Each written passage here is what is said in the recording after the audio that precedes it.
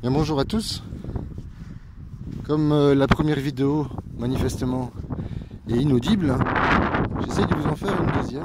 Il y a un petit peu moins de vent aujourd'hui. Et cette seconde vidéo pour vous présenter bien la suite du travail qu'il nous reste à faire.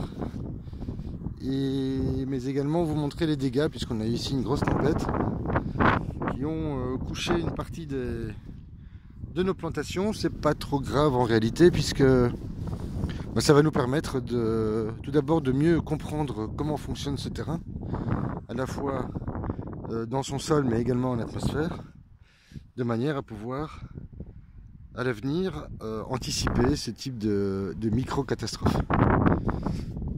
Alors, je vais essayer de la faire brève. Donc ici ce sont des trognes de saule que nous avons coupées.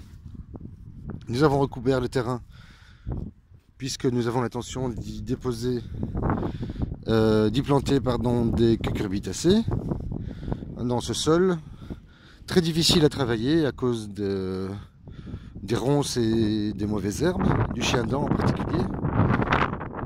Et nous espérons que cette culture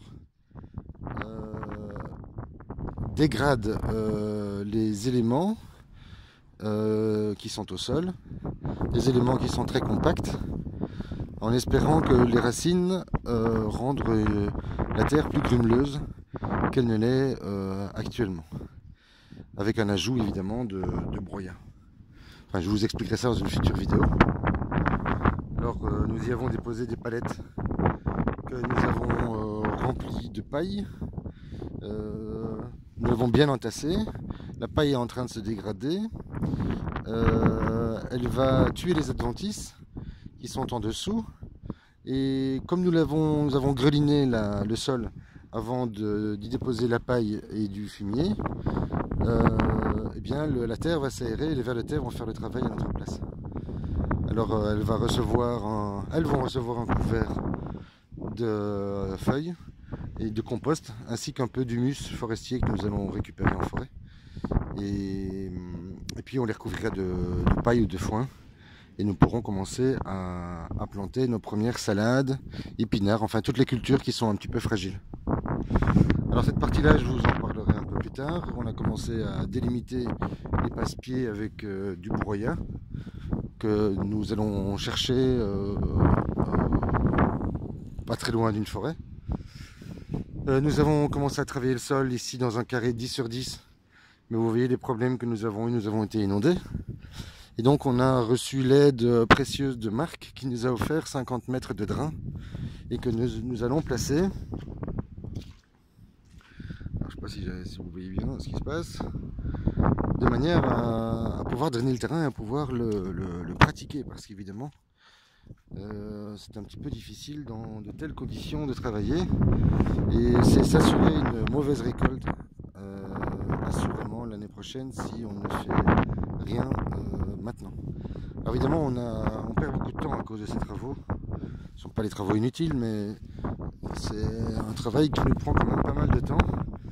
Et comme la terre est tellement embourbée, on ne peut pas faire rentrer un engin de chantier ou une petite pelle que l'on nous avait proposé. Malheureusement, si on acceptait ce travail, la machine devrait s'embourber dans le terrain, ce serait un peu compliqué de la ressortir ensuite. Donc vous voyez, on a une bassière ici qu'on va nettoyer la semaine prochaine. Voilà, je vous montre un petit peu. Voilà, on est allé récupérer du broyat ce matin. Broyat d'assez bonne qualité, comme vous pouvez le constater. Il y a un mélange de feuilles, de 4-5 variétés d'arbres. On a un petit peu de résineux, mais pas trop. On peut aller jusqu'à 30% dans un mélange comme celui-là. Et on a même certaines parties qui sont quasiment à l'état de compost. Cette partie noire, je ne sais pas si vous la voyez bien. J'ai pas évidemment la bonne caméra avec moi. Voilà, c'est pas très important. Ici d'autres mélanges qu'on est en train de préparer avec des feuilles que nous avons récoltées il y a 3 mois maintenant. Ah, voilà la nouvelle allure que prend le terrain.